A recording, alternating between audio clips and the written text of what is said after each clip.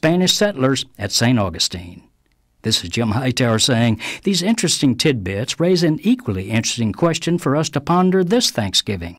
What would have happened to those pilgrims and Spanish settlers if the Native Americans had Donnie Trump around to build a big, beautiful wall? This is KCAA.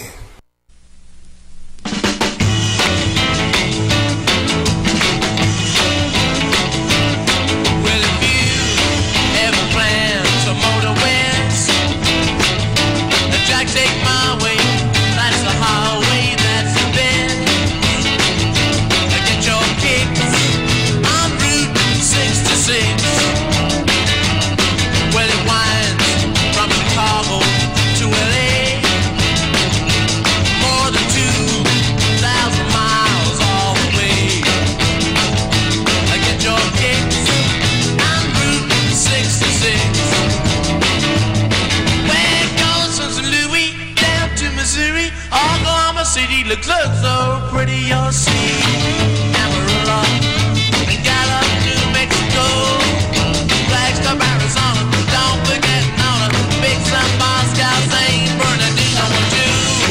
Get hip to this. What's up, team? This is Robert Porter with the I Love San Bernardino County radio show on KCAA NBC 106.5 FM, 102.3 FM, 1050 AM, where we will talk politics, culture, in history.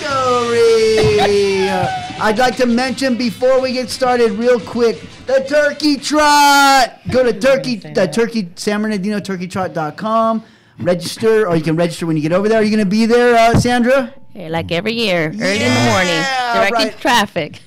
Sandra Barr will be over there so we can help CERT get some money for the year, and they do a lot of things for our community, and especially when there's an emergency and we need them, we'll have equipment all around the city that they can go to and help the different areas in the community. That's so we don't have like just one group. We want to have a whole bunch of groups. You guys are like super Samaritans to get up when it's still dark to do this.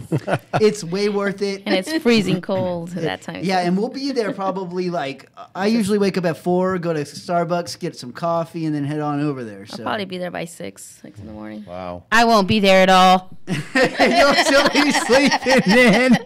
Well, you can be there in spirit, Carmen. I will be on vacation in my mind. But if you'd like to join, there'll be a kiddie trot too, so you can have a little small run for the kids, and you can walk a 5K if you want for yourself. You get medals. And then you make all the room for turkey later on in the day. So there's that. And it is Native American month right now, so I thought I'd explain a little bit about a ceremony that the local Serrano had. And this is from a book from 1928. It's called Aboriginal Society in Southern California by William Duncan Strong. And this is in the Serrano section. And it's the annual morning ceremony, right? So every year they would have a week-long morning ceremony where they would do these different ceremonial rituals. And I will kind of go through them, not the whole thing, but the beginning was, the ceremony begins on Monday, and the first 3 days are largely taken up with the preparation of food and ceremonial paraphernalia. It is probable that the clan leader retreated at this time to confer with the sacred bundle, and is still the case among the Palm Springs Kuya, but the present Serrano clan leaders are vague at this point. A feature of this period is a rabbit hunt participated by all the men under the direction of the Paha, but the affair at present is purely an economic one. Whether it ever had ceremonial significance is dubious. So basically, the very beginning, they got ready for this week-long ceremony for the first 3 days. Then they got the clan fetish out, which was a bundle made of cactus fibers, and they would hold their ceremonial objects in there. I've heard not this group, but in other groups, there's things such as a bear pelvis whistle, feather bundles, herbs, crystals, things of that nature. The naming of children would happen on Thursday. So the clan fetish would be brought out on Wednesday night. On Thursday night, you'd have the naming of the children. And all the children born in the clan during the preceding year, they were named. The gifts were distributed by the parents of the children, and the ceremony commenced with singing and dancing. Then on the Friday, they had the ceremonial eagle killing. So this is how they would get feathers for their future regalia, right? And these animals were treated like chiefs, and they were ceremonially killed by putting pressure on the heart of the eagle, and it would pass away. And then they would get the feathers without it would pass away without a drop of blood spilt. Then they would get the feathers, and they would bury it like a chief, the eagle itself. Was that golden eagle, I assume, rather than bald? I don't know. I wish I did, but if you, I'm sure they knew which eagles were which. Right. And I'd assume it was bald, Right. but like that's what we had in the San Bernardino Mountains. But they also could have used condor chicks. I've read two instances of that. It's where they would raise a condor chicks for feathers too. Right. So that's an interesting thing, and I'd assume it was bald, but it could have been golden maybe if they didn't have the option to get bald eagle. Okay, then on Saturday they would actually. So they had on Friday they had the ceremonial killing, and then Friday afternoon they would make the images of the dead. These were called tuvi, or ghost. The immediate family make the image, but an outsider may be asked to burn it, in which case a person is paid by the family to do that. Wow. And then on Saturday, they would have the eagle dance. So the eagle dance was performed. The dancer performed. The dancer, formerly the winner in the race at the close of the Tolachuli ceremony, was painted with red, black, and white. A feather costume, notably the eagle feather skirt, was employed, and the dance consisted largely of difficult whirling movements. And then that night, they would burn the images. So those images that they made, they would burn, and that would be the close of it. So they would have a week-long ceremony to basically mourn the dead, name the kids, get some food. Really, like, it sounds like a huge fiesta or party, or like a powwow kind of, right? So interesting how they did it in the ancient times. Now it's changed a little bit, but they still perform a lot of these ceremonies amongst themselves, and some of them they display for us. And I just thought that was a pretty cool thing to bring out on Native American Month, to study how our local people used to perform ceremonies. Kind of reminds me of the Day of the Dead. Yes, there you go. And it also happens in November. And also a First Peoples group, the Mexica, probably, or maybe before that, created that ceremony. And it worked its way up into California, and now it's actually celebrated by a lot of Chicanos and Latinos right here every year on November 1st. Well, just so you know a little bit of history, Chicano history, a lot of the indigenous tribes that were in Northern America were in the United States territory, and they worked their way down to Mexico. Back and forth, and the trade routes themselves, some of them thousands and thousands of years old. Of course, there was intermingling between different groups, and just like anywhere else, there was probably merchants that traveled to each areas to figure out, wow, I wonder what they got over there. So if you're interested in studying more about local Native culture, get this book. It's called Aboriginal Society in Southern California by William Duncan Strong, 1928. And I like to get my information from the really old books where the anthropologists actually got the information from an initiate that actually went through the ceremony. And that to me is kind of important. His grandson is still alive. He's a surgeon in Beaver Clinic, Redlands Hospital. Yeah. Well, he did a lot for saving a lot of cool history. Yeah. Right on. Well, that's that for that today. Thank you so much for listening to that. And don't forget, we always have family cultural nights, and there's several dates coming up. We have Tuesday, December 11th at it's 6 to 8 p.m. and we hold it over here at the Professional Development Center on it's kind of like by Hallmark and University over there. And it's the 4030 Georgia Boulevard, San Bernardino, California, 92407. And Sindra Weber does that, and we have a great time. Last week, we got to play a game with where we throw these sticks down, and how the sticks land depends on if you get points or not. So it's pretty cool. I had fun. I got to make some sticks, and then we did the ring toss, where we make this little ring. You have a little stick, and you tie a string to it, and then you make a ring, and then you knock the ring onto the stick, which was originally done with acorn. The bottoms of acorns, they would hollow them out and put them on the rings, and then they catch them on the stick. That's another toy Mexicans have too. Interesting how that probably started. See, to get to Mexico, a lot of the tribes had to come through California or through the Southwest or way East Coast to get there. So there was something that I learned in that class is that Michigan. That's how the tribes that traveled south called Michoacan. Michoacan is Michigan. Really? No. Yeah.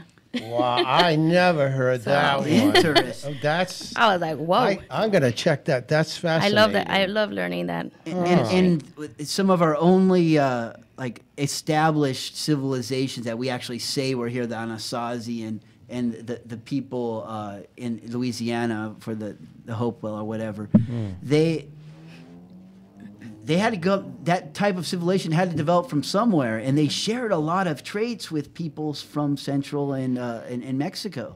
So there was a lot of movement, and I imagine it had everything to do with how the climate was treating them in that area.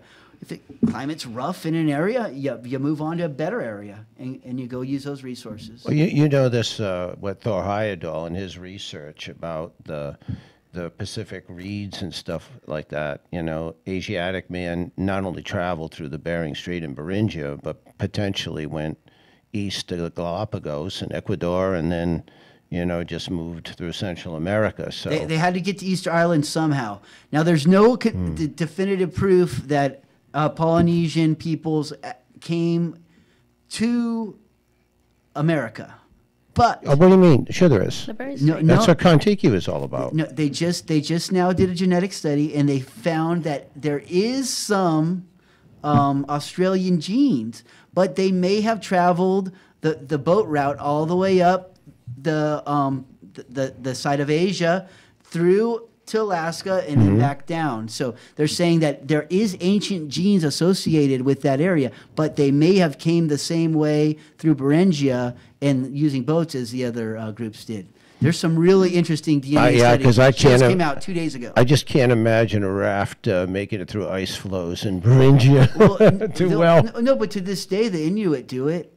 So we know it's possible. Yeah, but the Inuit canoes, they're double hull, they're just planked. They're just. Kwakiutl did the same thing. I was thinking there's these two people trying to cross Antarctica right now, and to be the first humans ever.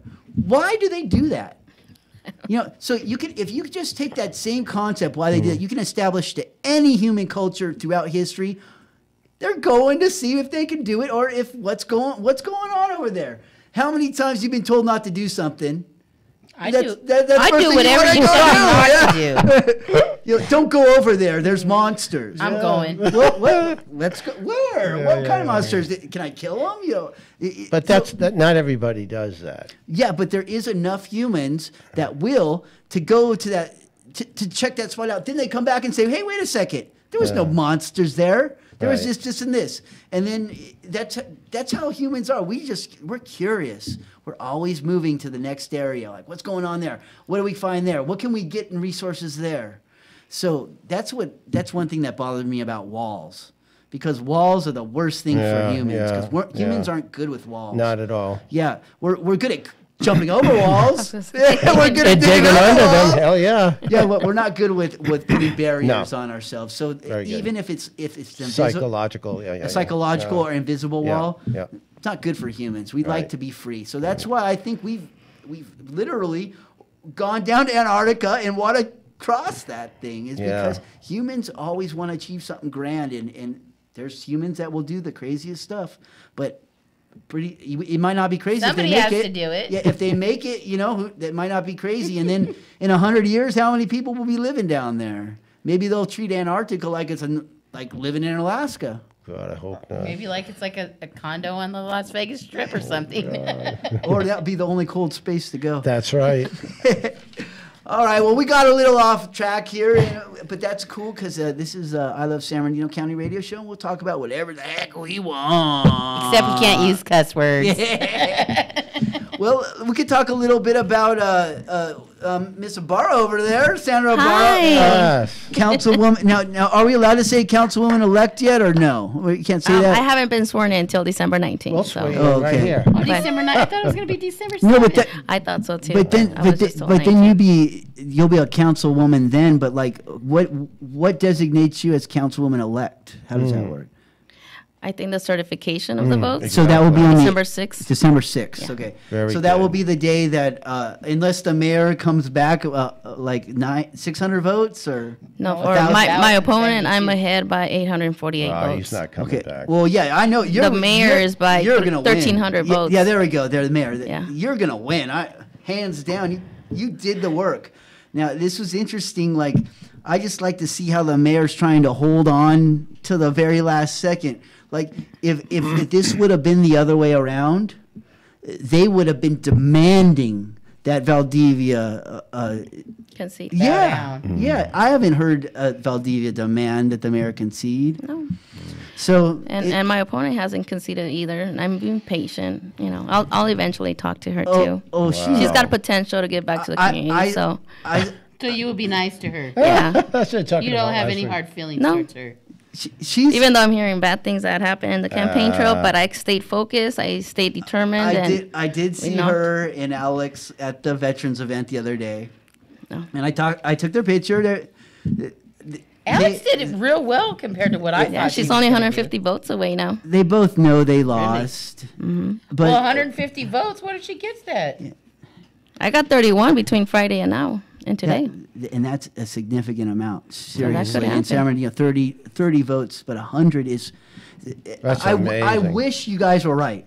I wish, but it just doesn't feel like there's a Dude, possibility I of wish I pulling could say that out. bye-bye to Fred Charette, dude. I would be Yeah. so Actually, happy. Fred left me a voicemail. He congratulated me. He wants to meet up with me. And I even congratulated Mr. Charette. I did not. He now. worked his butt off, like going to all the events during the election. Let's hope that he'll do the same thing in the future. Robert's too nice. You Al, can't- let's hear you say boo. Boo!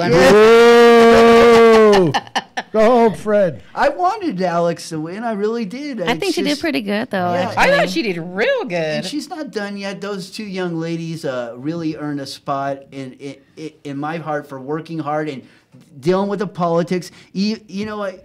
We rocked the vote. I have to say something about saying you're a teacher, an aide, a professor. All these things is something that I personally have had a hard time dealing with. Like, I know I'm not a teacher, but sometimes I feel like I'm a freaking teacher, right? But You're actually in a classroom teaching Yeah, but a lot of students. these things, what they are is just designations because of the amount of money you get paid or the job title or whatever. But it really should just be educator. If you are someone that goes to schools or you're someone who educates people for PE or whatever, just call yourself an educator and leave it like that. I don't go into the realm of teacher. I get called all the time. The kids run up right to me, teacher, teacher, teacher. I go, oh no, my name is Indiana Rob, or oh, my name is Robert, right? Because I'm not. Robert I'm Greenthumb. technically not a teacher, right? But even though I've done, it is much work on certain aspects of teaching that makes me feel like I could be a teacher of it. I really am not. I am just an educator. So just if you're going to put that in the voter guide from now on, just put They're both educator. interchangeable, really. Yeah. Well, no, to me, if you put educator versus teacher, people can't tell the difference. Right. But you put teacher and you're not a teacher, people gotta tell the know. difference. Right. So it kind of leaves you in a bad spot. All right, what do we got? We got Mr. Kim on the phone, huh? He's trying to find your door now. So, Probably. Come- No, he knows where the door is. Oh, he does? Are you there, Mr. Kim? Hey, hello, Robert. What up, dude? What are you up to today? All right. Hey, Carmel and Al. What's up? We got Sandra Barrow in the house. Sandra's here too. Sandra's there. Perfect. Awesome. Ward 2. Yes. Hi, son. Glad to hear you're doing well. Awesome. So awesome. I was up in Hesperia today checking out a homeless shelter.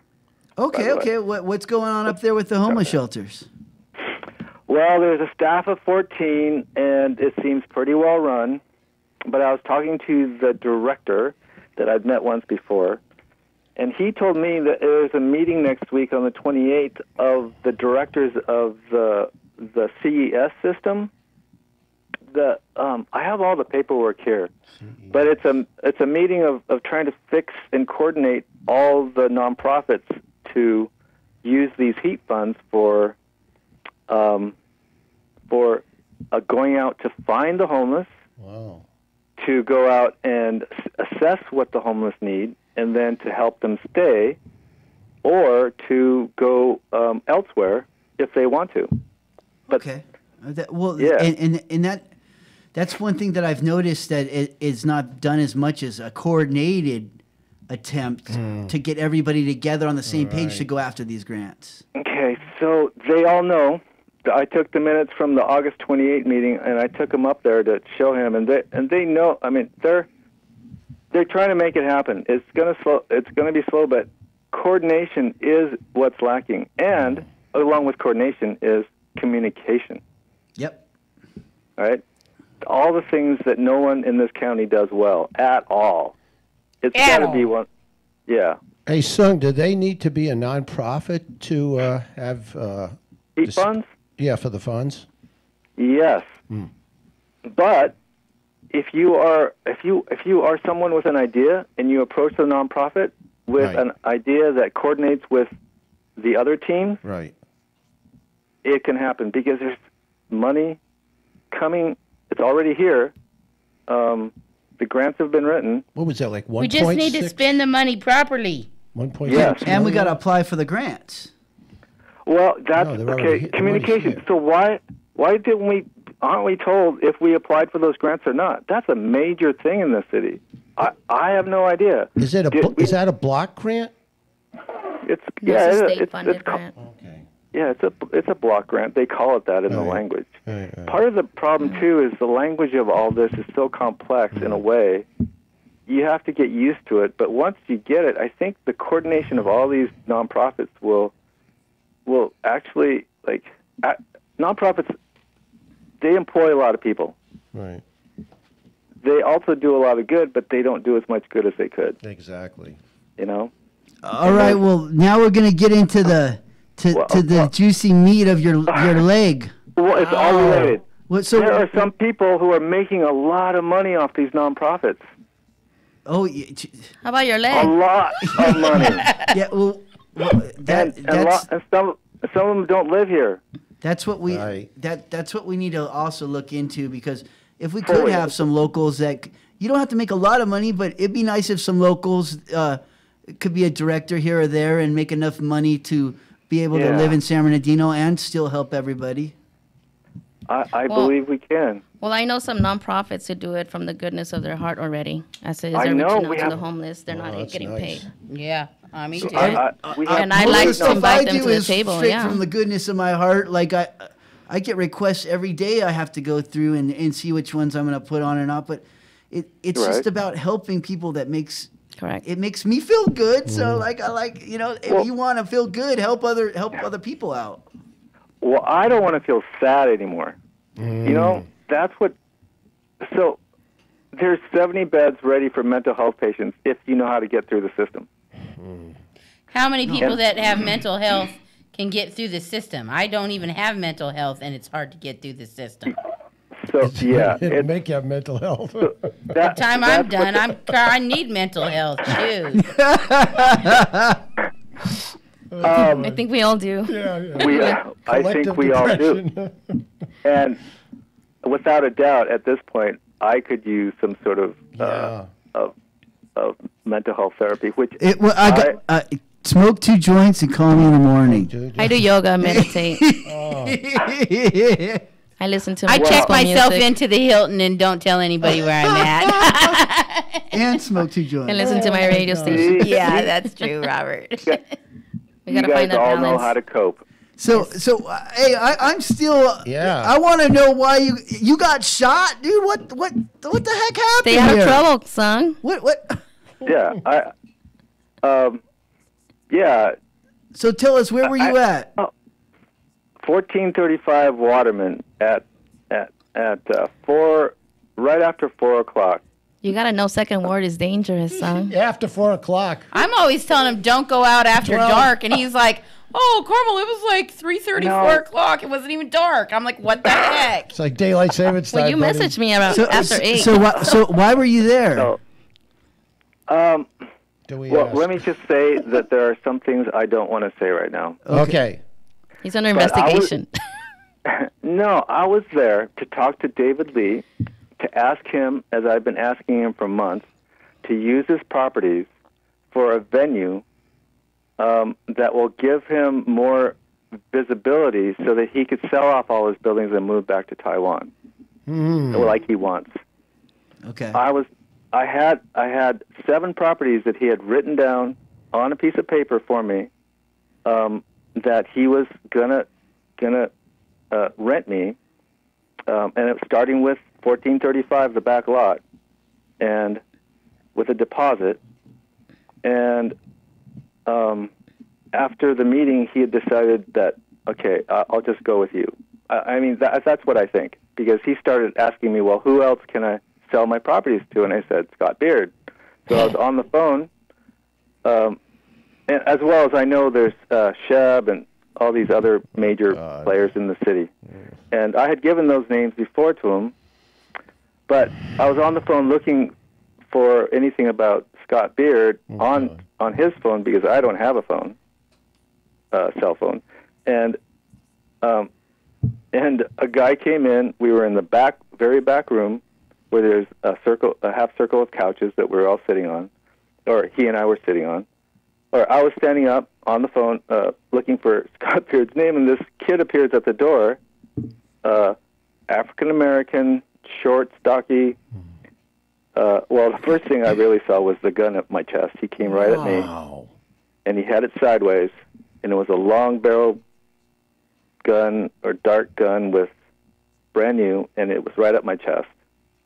And that's it. All started. I mean, Was it just a Wow, that's robbery? so scary.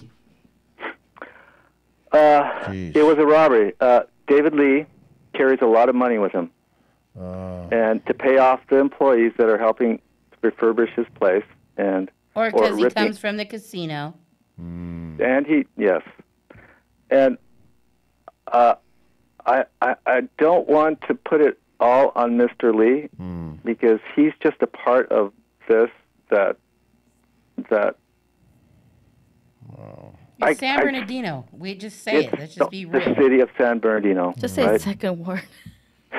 The help second It's not, word. it's not the city. It's people within it. And that area, son, that area across the street, around 13th, that area is scary as is. Remember, you went with me. Well, let me tell you how scary it is. When I was out when I got shot in the leg. So what happened? You wait a second. Go back. So he puts a gun at your chest. Then what happens? Oh, he goes, "Give me everything you got." And I said, and I had I reached in my pockets right away, and I felt my keys, and I pulled them out, and I said, "Do you want my keys too?" And he said, "Give me everything." So I pulled out my wallet out, showed him I had no money. Mr. Lee started pulling all his stuff out, and I put it all on the floor and put my hands up and stared at the gun, and then looked around the room, and then he said, "Where's the black bag?" Oh, jeez. Oh man. So he was looking for something. Cased something, yeah. Yeah, he has a lot of employees there. Everyone knows he's been robbed before. For whatever reason, that it was all set up, and the cops and detectives, and they're looking for the setup. But so then what happened? So Mr. Lee goes to the table at the corner of the room. The back room has one door and a table in the corner, and a bunch of stuff is there. and he starts moving over there to show him that there's nothing there, like there's no money here. And so I move toward him, and we're next. And David Lee and I are next to the back door, and there's a big room out to the front door, and the guy looks around the table, and then sees nothing there, and then we move to the next room where there's a big bed, and there's some stuff on it, but I can't remember what it is. And so he sees there's nothing there, and so we start moving toward the other room on the other side. And about halfway there, I could see he had turned away, and I bolted toward the door. I knew that I just felt like if I was there, that because everyone knows that the cops aren't going to show up, that we'd be dead. So you ran out the door, and then he just let a round off, or? Yeah, my back foot, my left foot, was the last thing out the door, and I felt the bullet hit, and it didn't hurt. It felt warm. I knew I was hit, and I stumbled out. I checked if I was really damaged or not, and I should have looked at. There was a car outside, a white kind of Nissan or Toyota or VW white new four-door, and I didn't look at the license plate. You're running for your life, dude. Yeah, the guy could have come out and shot at me. So I ran out the parking lot and ran out into the street, onto Waterman, and no one would stop. Wow. There's handicapped people down the street. There's homeless people over there on that side. There's senior housing around there. The senior housing just down the road to the left. I ran down the street. The bus started taking off. I tried to stop the bus. The bus took off. I ran down to DMV. That's like half a block or more. And there were two ladies sitting in front. You're trailing blood this whole way? Very little. Okay. I lost little blood. But, Sung, does Mr. Lee have any cameras, since this is not the first time they've tried doing this to him? No, he does not. What? He should. Well, of course, now he's going to pay for them, or if if he's not going to sell the building, but... No, he did all the wrong things to save the money to invite the homeless to work on his building and to have dispensaries there for years and let all that happen under the nose of the city, and also be targeted by the city to have to do things to his... Jeez. That's wild, man. There's freaking dispensaries everywhere still. Just down the road, around the block. There I've been is a seeing lot. them. They're popping up everywhere. Yeah. Again, and one of the policemen I asked said, "We don't need. It's not our business. It's not like I feel like someone tells them to go hit those people." Exactly. I really feel like that's what goes on in this city. Yeah, no, there is a lot of targeting. It's kind of scary, and it's not new. Same thing in Redlands. Same thing in Redlands too. Same thing. You open your mouth, people try to attack. You try to do something that they don't like, they'll come after you. Well, David, because he's a big-time landowner and wealthy man, he's known around the real estate groups like Lee and Associates. I was there at the office one day, and they said, "Yeah, Mr. Lee, he's a gangster. He doesn't he that, you know." He hangs out in San Bernardino. That makes anybody a gangster. Right? But there's only one Chinese or Taiwanese rich businessman in San Bernardino that everyone sees around throwing around money.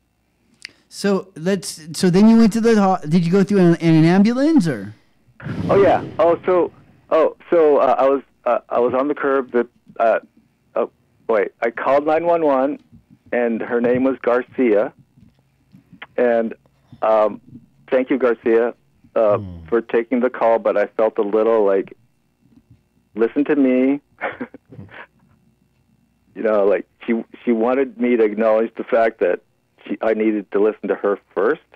Like, I was telling her it was 1435 Waterman, right? I've been shot, and she wouldn't listen to me. So, Please send help. She just kept telling me, slow down, you know, like, it was like, oh, anyway. So, a car rolled by in about a minute, got out slowly, and then a bunch of other cars came, and then two officers, Ruiz and Jay Gonzalez, was assigned to me, and they kept watch for me and kept make sure that all my stuff was gathered and my car was locked, and they talked to me and communicated to me what was going on and that David was safe. And good job, SPPD, right there. Good job. Those guys are awesome. Yeah. The street guys, the guys that are doing their job and do what they're told, they're great. Top notch. And it's a dangerous place, and they don't get paid as well as other places. Oh, so where's the bullet now? It's hanging out in there. First of all, thank you all at Loma Linda. If anyone's listening, emergency room. It was really crowded in there, really busy, and they did a great job getting me through, despite the fact that I was there for 8 hours. Great crew, good people. They communicate. They do it all. They could use a better emergency room, considering how busy and crazy it is in there. There's so many sick people in there. So you still have the bullet in you? Yeah, we want to. Do you have a Thought picture? you had a question. We want to take it out on the show. Are you going to set off metal detectors? All right. Yeah. So it entered just above my inside leg, inside ankle, between the Achilles and the ankle bone. Yeah. And it took a turn straight up into my calf. So we'll be able to, like, once you come to my gold panning spot, me and my friend can take our prospecting tools, and we can find the bullet in your calf. Unless I do the research and find out if I should have it taken out. Okay. But everyone so far recommends that I just keep it in. Well, you know, Karma was telling me, and Sandra showed me the picture there, and it was just pretty amazing. I mean, it could have just severed that, tendon, and you got really lucky. You can live with a bullet, though. My uncle accidentally shot himself in the face with his .22 rifle, and when he was hunting, and the bullet lodged in his nose, and till the day he passed away in his late 90s, he had that bullet in his nose. Wow. But it just depends if it moves, pretty much. Yeah, I'll learn a lot in the next few days. Is it healing all right? Swelling's going down. Oh, ice the first 24 hours, elevate it, and then after a couple days, warm hot. The whole thing is about circulation. Well, and I'm glad you're getting better there, dude. I said lots of prayers for you, man. I was really worried about you. And Carmel just jumped up and went on over there to help you. And our Sangha, you were with us in spirit when we did our homeless feed on the. Thank you for having me there. We'll dedicate this show right here to all the SB vets, man. Yes. Let's see. That wear fishing gear. No, it's amazing that with the complex body or everything that happened, that I am, I can just sit around and get stoned and heal. Yes. All right, well, I'm going to tell you, smoke 2 joints and call me in the morning. And before you leave, do you have one question for Councilwoman-elect Sandra Ibarra? Oh, yeah. Sandra. Yes, sir. Could we do coffee with the cops at your house with Officer Ruiz? Or somewhere where we talk with street level cops? Instead of the big wigs. Sure, if he gets the okay from the city. Well, he said that all we have to do is go and request it at the city, and that could happen. That no one else has requested that. Really? And also, Officer Ruiz is a 3-tour veteran. Wow. And has been shot twice. Wow. Crazy. And if there's a cool guy in this town, that guy, right? So let's if you could make that happen. But let's see what else. Sandra, Hey, wait. Oh, you got one more question? All right, then I got a few I have to ask. Yeah, Sandra, how does it feel to win the council person for Ward 2? Amazing, amazing, a true blessing. And I was just telling them earlier, we got 2,097 votes so far as of today at 4 p.m. So it's 2,097 people who believed in me, And you only thought you were gonna get 1,000. You're like, that was my goal. But I think what happened is the fact that we were matched up with the state elections kind of boosted up the numbers. And because she walked, I did walk 2,200. Yeah, so Carmel always asked me, how many doors have you knocked? I was like, I don't know. I don't have the time. I'm just walking. I'm going through my list, checking them off as I go.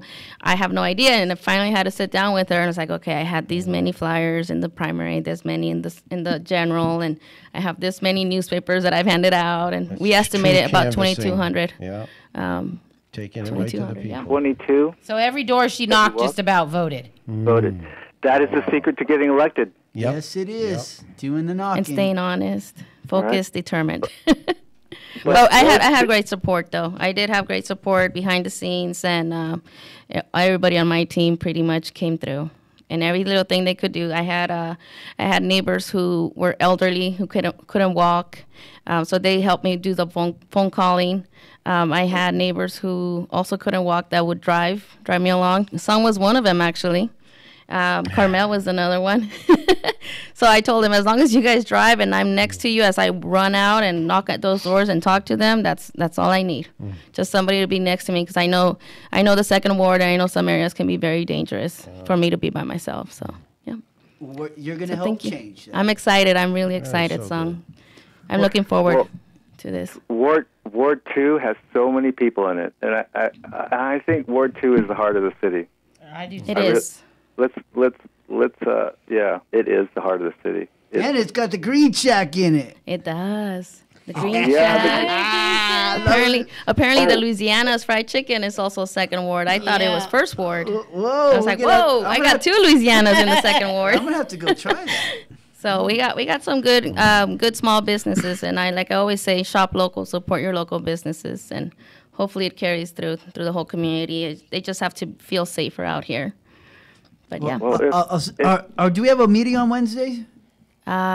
This Wednesday, yes. Yes. A council meeting? Hey, Sandra. The day before Thanksgiving? One more question, Song, and you got to go. I know. Hey, so the 1435 is a great place to have a farmer's market and a resource market. Okay. With music. Okay. All right. We'll work on that later. We'll look at it. I think it's commercial zone. Yeah. Thank you for calling in, Thank Song. you. We love you. All right. Take care. All right. Later. Later. All right. So I have a few questions for you. I thought it was for Song. So, what is your main goal once you become Councilwoman Sandra Ibarra? Well, I'm gonna stick to what my platform was. My main goals first would be public safety. I want to tackle public safety, make sure our officers. What was the first thing you would maybe? Well, I want to encourage people to become block captains for Neighborhood Watch, especially if they're bilingual. So building Neighborhood Watch. Correct. Okay. And I'm willing to show them how to do it in a way that we can streamline over when we call dispatch and we get the attention that we need in those areas. So Neighborhood Watch is the first thing I want to focus on. At the same time, behind the scenes, I want to work with the city, make sure we find where the problems lay with our police department, because we have great police officers, and they're not, their hands are tied quite a bit, and it for whatever reasons, we need to find out what they are and make sure that the criminals in this city respect our officers. Right now, they're not, and I've voiced that several times. So public safety was my first goal, and I will focus on it. And the second one was community engagement. There's a huge voter apathy where we live in our city. About 10% come out to vote, and it's because of us, the elected officials, not reaching out to the citizens in the city. And so I want to encourage neighborhood associations to reactivate and me attend to those meetings so they know that I'm listening and taking notes. So when I go to the table. In reaching out to the community, how important is bilingualism to you? In the second ward is huge. So will we be able to, like, I always wonder why we don't have subtitles on our city meetings, that and things like that. But is it just too expensive to have it in Spanish too, or? You would have to hire a translator for that. I know when I have the neighborhood association meetings where I live, if I can't get a bilingual city employee, I do the translation myself, and in a way that the Spanish-speaking population that attends, they understand what's going on and how to maneuver their way, how to move their way around in the city. It's helped them. They become self-dependable already. If there's any illegal dumping in the alleys, they know how to report them already. They know how to contact PD when there's a shooting. We've had several drive-bys in our block too, and homes being broken into. And it's wonderful when we all come together and we all make those phone calls at the same time, and we know what to tell dispatch. It's something that I encourage a lot of people to do. I want to do some more. Any questions for Councilwoman-elect Sandra Ibarra? Get your question. She's got my direct number. You gotta have something over there. I didn't even bust no joints out yet. No, because I already know that Sandra, she's about her word, and she's taken her time. She never even wanted to be the council person. It was not even something that she set on her mind, but she took the time to get involved in the city, just to be involved in the city, to be making a difference, to be engaged with people. And by knowing all of the things that I know about Sandra, I know that Sandra's going to do everything in her power, and then probably some things that are not in her power, to get the city running in shape. And when I say not in power, I mean legally things. See, Robert should know that, because when I first moved to the city, I started watching the I Love San Bernardino Facebook page, and come on, people, come out to the council meetings, come listen. And was like, why aren't people involved? She was out there running Paris Hill Park, had her own running team, getting people to exercise. I was doing the little mountain walks also, and walking up Paris Hill Park, the little trails up the mountain. She just moved into San Bernardino and was like, I'm getting involved. Building it up by getting involved in the real community, not in the country club. In the real community. Bringing that up, Broadmoor is getting $528,000. It's Arrowhead.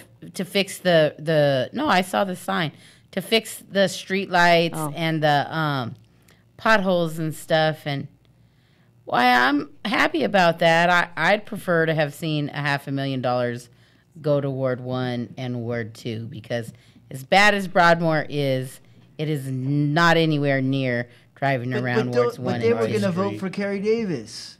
Yeah, I think that's sucky. And 528, I don't know, man. I don't know. So I got my streets repaved too, and I've been mad about that since they did it. All right, I have something. You want to ask one question real quick before I? I just have to once the easternmost chapter, the westernmost chapter of Earth First, that started back in the 80s to fight the Ronald Reagan anti-environmental platform. We had a meeting of the old timers, the old farts. Maybe 70 people showed up, and we collectively decided that who we would support for 2020 is. And it was reluctant, is Al Gore and Beto. Okay. Yep. Their major platforms are climate change, and they're both dynamic. So if you want to check out Al Kelly's page, he gives us little updates here and there. Another major thing I'd like to talk about, it looks like we're going to have Mayor-elect John Valdivia. And that means that there is going to be an opening in the 3rd Ward of San Bernardino to run for office. So we're going to need to have a special election for a council person in that ward. I would like to ask you guys who you personally think might be capable of running or might consider it. I'd like to personally ask someone who I met for the first time during a few events, but the main time was at a ho-ho parade. and I was riding. hell is that? I was riding in the San Bernardino Ho Ho Parade. It's a parade we have for Christmas every year. It's been since I was Not the prostitutes on Fifth, okay? I'm visualizing what Carmel's talking about. Okay. Get out of here, Al's Bob. heard me too many weeks in a row. Christmas parade. But he was dressed as an elf at one of the centers there, and Juan Figueroa is his name, and he's a really nice guy. Yes, he is. And ever since I met him, he's never once tried to talk me into something political. It's like you, Sandra. He just does what you're supposed to do. If you use common sense and you have good intentions, you usually don't have to explain to somebody why you did something. Correct. They know it's right. And that's how I've always felt about him. So when I found out that he was on the salary commission to come up with the new salaries with Dr. Pierce for the council members, I realized that there couldn't have been a better person on that because he would be freaking honest with our money. And that's That's what we important need. to me. Yeah. So he works for the city. No. No. He Volunteer. City commissioner. volunteer. So Kind of like what I did. so he didn't get crazy with what they wanted to give them, and it all turned out 15 grand. Ain't that bad, right? So, it turned out good. So that's my pick. I'm hoping Juan Figueroa will go for it. If you're listening, please consider it, dude. You'll get my support. Who would you consider, Carmel? Juan Figueroa, or I'd consider my own self if I could just live at the Hilton. You're like, I've been living at the Hilton. But not just you, but somebody else has said that about Juan, and I just want a person who wants to serve the community and not their own self-interest. Yes. Well, Ms. Ibarra, are you going to speak on this one? Or I'll stay neutral. You stay neutral on this? But I do know of two. Juan is one of them, and the other one is Anthony Aguirre. So I will stay neutral because I actually know both of them. Okay, all right. So maybe we'll have to have them both on this show so they can explain what they might want to do. Do you know anyone in the third ward over there? I don't know if she's in the third, but my hero and the person who hired me to teach almost 40 years ago, Dr. Margaret Hill. Oh, yeah. I think she's on Highland. Yeah, she lives in Highland, but she does. and she's on the school board. But she's involved in everything because everybody wants her involved. Yeah. I just can't believe that they put Dr. Margaret Hill supports Carrie Davis signs throughout the city. That really ticked me off. I talked to her about that. And that ticks me Is off. it true? Like She's a savvy politician, though. She really is. I mean, like, how can you turn down that much free promotion? Seriously, if someone's going to put your name up everywhere, people thought she was running. They didn't even read the sign. They just see her on there. I mean, I'm not taking any offense to, Margaret Hill, but I just thought, are you guys serious? It was a last-ditch effort. It was an interesting technique, something I hadn't seen used before in a political campaign, and I'll always remember that. But it takes a lot of courage to actually put your name out like that, because I'm sure that right now she's probably feeling like, wow, I wonder if I should have done that, But anyways, we still love you no matter what you do, Dr. Hill. We still love you no matter what you do. Always. I did have a good event yesterday. It was St. Mark's 90th anniversary for their church. So I saw that. So, they got their sign. Native Sons of the Golden West gave them an arrowhead marker with how old their church is and how long it's been That's historical now. It's a really cool event.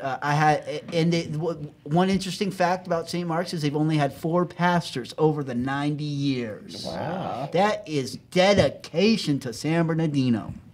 And that's a beautiful area. And then I also went to Terrence Stone's Young Visionaries event where they gave away 1,000 turkeys. 1,000 for real. I saw that. That's amazing. I drove by there and I was like, where am I going to park? There was a line circling around. I'm like, wow, this is incredible. It was a long line, Carmel. Yeah, and they even had a bunky Bronco there, so there. That was Robert's highlight. Yeah.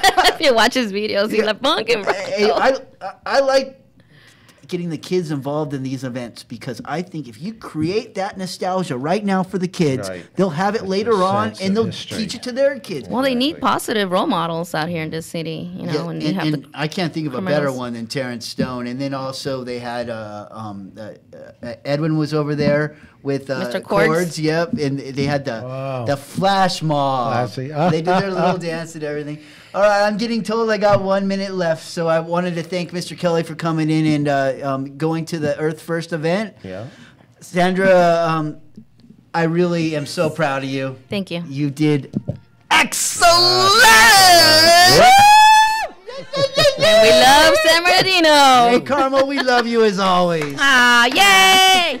This is Robert Porter, Carmel Rowe with the I Love San Bernardino County Radio Show, and we are out of here. Later, Jim.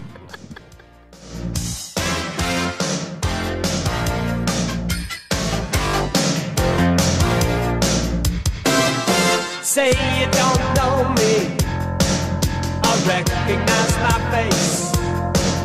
Say you don't care who goes to that kind of place.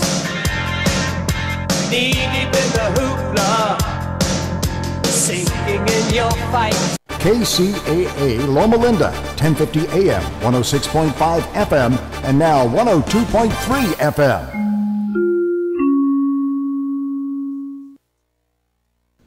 California headline news. Los Angeles County Sheriff's Detective Neil Kimball is behind bars tonight on suspicion of rape and witness tampering. Sergeant Vincent Player says the department began investigating Kimball after receiving a tip from the public. The alleged conduct occurred during the scope of the employee's assignment with the department's Special Victims Bureau.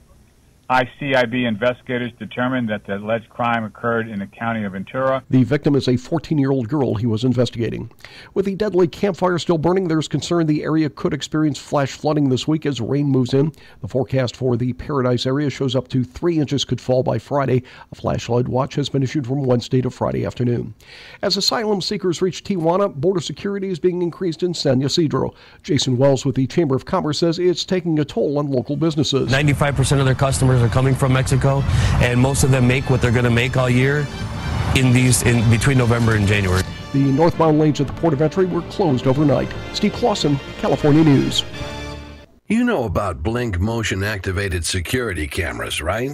Amazing technology for detecting someone sneaking around your home or trying doors or windows. And, of course, monitoring holiday package deliveries. Stand by, because Blink is inviting dedicated listeners to score massive savings during its Black Friday Cyber Monday event. I'll tell you how in a moment. Blink security cameras are wire-free, set up fast, and use long-lasting AA batteries. No contracts, no subscriptions. And remember, if you're traveling over the holidays, Blink's live feed option lets you monitor your home, pets, and holiday package deliveries from anywhere. And Blink works with Alexa. Here's how dedicated listeners can score massive savings during Blink's Black Friday Cyber Monday event. Go to blinkprotect.com/radio and sign up for an alert when the sale starts. That's blinkprotect.com/radio. Or go to amazon.com and search Blink Security. Blink is an Amazon company.